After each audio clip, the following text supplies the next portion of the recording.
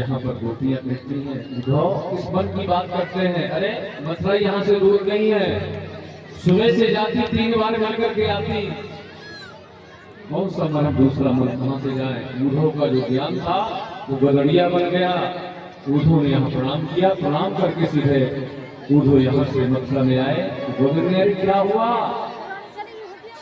तो यहाँ पर उद्धव ने कहा ये मत पूछो क्या नहीं हुआ, मैंने बहुत बड़े निष्ठुर देखे थे, तुम्हारे जैसा नहीं। बोले क्यों? बोले मैंने वहां देखा, वहां के पक्षी ऐसे बैठे रहते हैं कि जैसे चंचलता समाप्त हो गई, मैया की स्मरण शक्ति चली गई। मैंने गोपियों का दर्शन किया। गोविंद ने कहा आप नेत्र बंद करो। जैसे नेत्र बंद किया, एक 1000 गोपियां और एक राधा जी। उद्धव तुम ज्ञानी थे, मैं सोच रहा था ज्ञानी हो बहुत अच्छी बात है, तुम्हारे अंदर भक्ति का पित लग जाए तो सोने में सुहागा हो जाए। इस प्रकार से आज यहाँ पर जब गोविंद ने कंस का उद्धार किया तो कंस की 2 पत्नियां हस्ती और कस्ती जरासंध से शिकायत की। जरासंध ने जो है तो 17 बार आक्रमण किया। यहाँ पर बलदाऊ जी ने कहा तो छोड़ के भाग चलो, नाना जी तो अब समय नहीं ले रहे, ये कैसी बात कर रहे हो, यहाँ से छोड़ के भाग जाएंगे, चंद्रवंशी संस्कृति है, लोग क्या कहेंगे। बोले देखो कोई चीज चोर कहता है, कोई माखन चोर कहता है, एक नाम और पड़ेगा तो भगवान का यहाँ ना बोल ना चोर भगवान की जय। यहाँ रेवती जी का विवाह बलराम जी से हुआ और यही कुन्नरपुर के राजा हैं, उनके कोई पुत्री नहीं है। ध्यान दीजिएगा, लक्ष्मी का जन्म कभी गर्भ से नहीं होता। महाराज जनक के यहाँ भूमि से उत्पन्न हुई, यहाँ भीष्म महाराज के यहाँ कमल की तंतु से। कई लोग कह देते हैं कि फला व्यक्ति लक्ष्मीपति है, मैं मानने के लिए तैयार नहीं है। लक्ष्मी का पति नारायण के अलावा आज तक कोई न हुआ है न होगा। कि राजा सीध में भीष्म को विवादित महान तस्य वंचा भवान् पुत्राः कन्यैः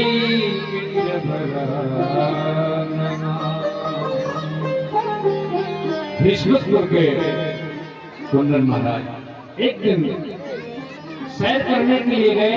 एक कमल संतों में एक सुंदर सी बिटिया मिल गई, जिसे कहते हैं महारानी रुक्मणी। सुंदर घर ले आए। जब महारानी रुक्मणी बड़ी हुई, बड़े बच्ची का मैं विवाह करूंगा। नारद जी के द्वारा नारद जी ने यहाँ आकर के खूब गोविंद के गुणगान गाए। रुक्मणी का जो भाई रुक्मी है, बोले पिताजी आज के बाद शादी और विवाह की चर्चा बिल्कुल बंद करें, आज ही विवाह होगा। बोले ऐसे कैसे होगा? बोले हाँ, चटमगनी पड़ गया, विवाह तो सिर्फ एक नाटक होगा। आप रुक्मणी से कह दे कि शिशुपाल का वर्ण करें। महारानी रुक्मणी ने कहा हे भगवान, मैं अपने प्राण दे सकती हूँ पर मैं शिशुपाल का वर्ण कभी नहीं करूंगी। यही समाचार महारानी रुक्मणी ने अपनी भाभी से बताया। तो भाभी ने कहा एक काम करो, इसी वक्त पत्र लिख दो द्वारकाधीश को। यहाँ महारानी रुक्मणी ने सुंदर 7 श्लोकों का पत्र लिखा। कि श्रुत्वा गुणान् भुवन सुन्दर शृण्वतान्ते निर्वेश्य कर्ण विवरैर्हतो तापम् रूपं ग्रसां श्रीमतामखिलार्थलाभम् यैच्युताभिषेकचेत्रमते कृपं मे। सुंदर पत्र भी लिख रही है, जवाब भी दे रही है कि ऐसी कौन सी नारी मुझे पत्र लिख रही है। सुंदर यहाँ से पंडित जी कुंडलपुर के लिए जाते हैं। गोविंद वही सुधर्मा सभा में बैठे थे। पंडित जी ने कहा महाराज पत्र पढ़िए, जल्दी चलिए। बोले महाराज आप ही पढ़ के सुना दीजिए। पंडित जी ने कहा महाराज ये प्राइवेट पत्र है। गोविंद ने कहा कि आज तक मैंने संतों से विप्रों से किसी भी गुण से गुण रहस्य को नहीं छिपाया, आप ही पढ़ के सुना दीजिए। पंडित जी ने सुंदर पत्र सुनाया। बोले महाराज जल्दी चलिए, टाइम कम है। वहीं से गोविंद ने कुंडलपुर की यात्रा बनाई। बीच मार्ग में बलराव जी ने बोले लाला कहाँ? बोले वही। बोले कहाँ? बोले कुंडलपुर जा रहा हूँ। बोले जाना ही चाहिए। बलराव जी ने कहा वहां तो कल रुक्मणी का स्वयंवर है। मैं तो सोचता था कि मेरा लाला भी छोटा है, मेरा लाला तो बड़ा हो गया, अब तो यहाँ रुक्मणी ख्यालों में कोई है। हे भगवान पंडित जी पहुंचे कि ना पहुंचे? अब तो महारानी रुक्मणी का श्रृंगार हो रहा है। उतने में पंडित जी आते दिखे।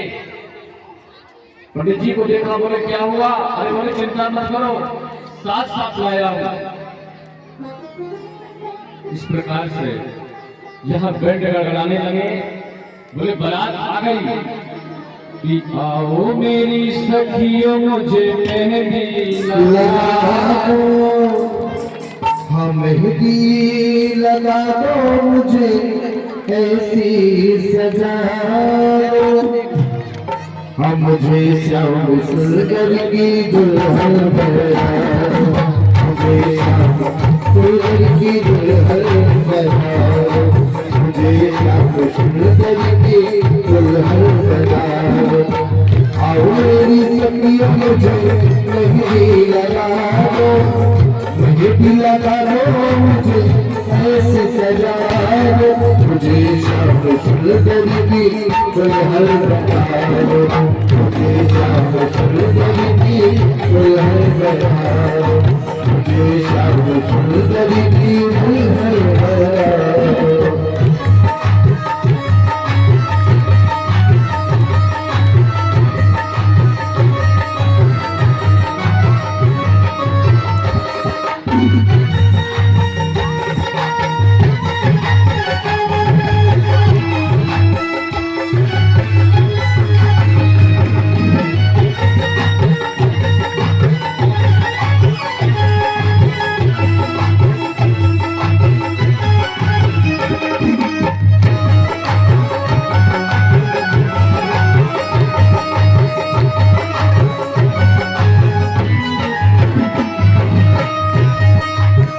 सत्संग ने मेरी बात चलाई, सत्संग ने मेरी बात चलाई, सत्संग ने मेरी बात चलाई, सतगुरु ने मेरी पीढ़ी सगाई, सतगुरु ने मेरी पीढ़ी सगाई।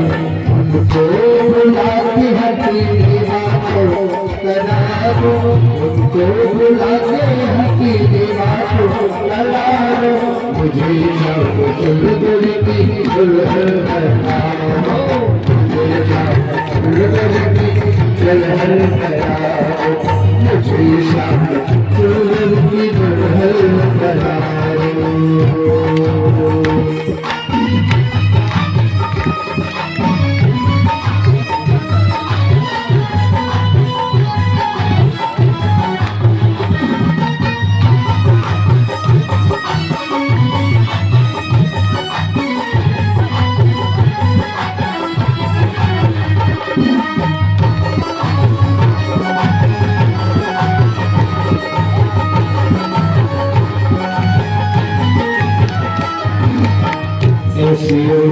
सुनरी जो रंगना ही छूटे, ऐसी हो सुनरी जो रंगना ही छूटे, ऐसा बरदूला जो कबहू न छूटे, ऐसा बरदूला जो कबहू न छूटे।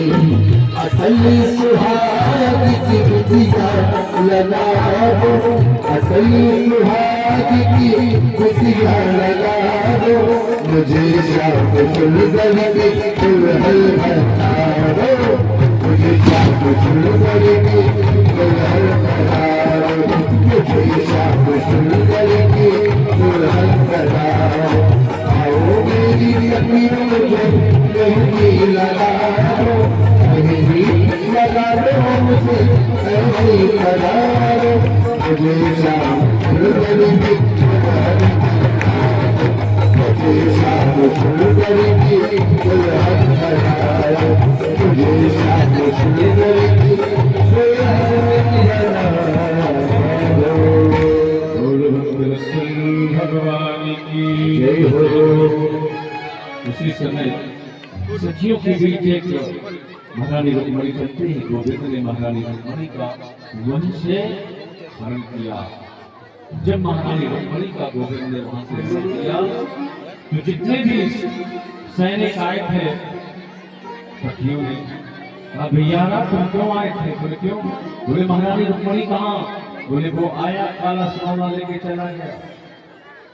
इस प्रकार से बोले कहाँ गई महारानी रुक्मणी? बोले भैया तुम भांग पी करके आए थे क्या? कैसे आए थे? बोले ले गया। जब यहाँ पर रुक्मणी को पता लगा, बोले पकड़ो भगोड़े को भागने ना पाए। शिशुपाल को जब पता लगा, शिशुपाल ने कहा, हे भगवान हम कैसे मुख दिखाएंगे? तो जरासंध ने कहा, मित्र चिंता करने की कोई बात नहीं है। इस कृष्ण ने मुझे 17 बार हराया तो मैं हार नहीं माना, तू एक बार हारा इतनी बड़ी हार मानता है तो भगवान ना करे कि ऐसा किसी के जीवन में बीते। विचार करिए कि जो व्यक्ति दूल्हा बनकर के गया हो, अब बगैर दुल्हन को उसे घर लौटना पड़े, उसके जीवन में क्या बीतेगी? ये तो वही बता सकता है कि जिसके जीवन में ऐसा समय आया होगा। तो आइए हम और आप भजनों के माध्यम से हमारे पंडित जी विवाह संपन्न करवाएंगे। और बोले लक्ष्मी नारायण भगवान की। सबसे पहले हमारी रुक्मणी महारानी भगवान श्याम सुंदर को माला अर्पण करेंगे और फिर इसके पश्चात हमारे श्याम सुंदर रुक्मणी महारानी को जयमाला पहनाएंगे।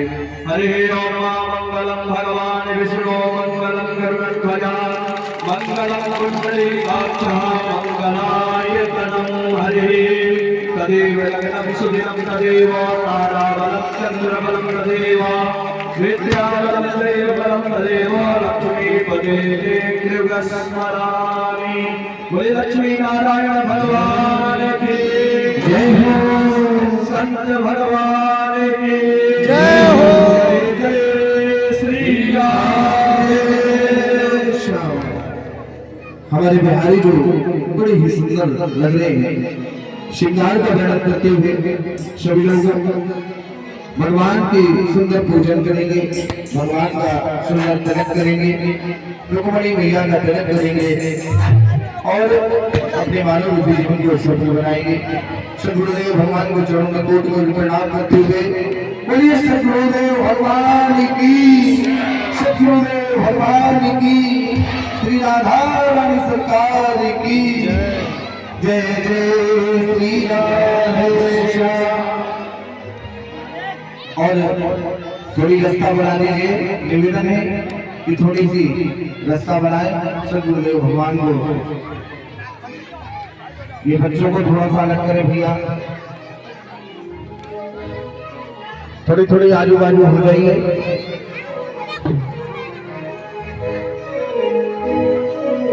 बड़ी सदगुरुदेव भगवान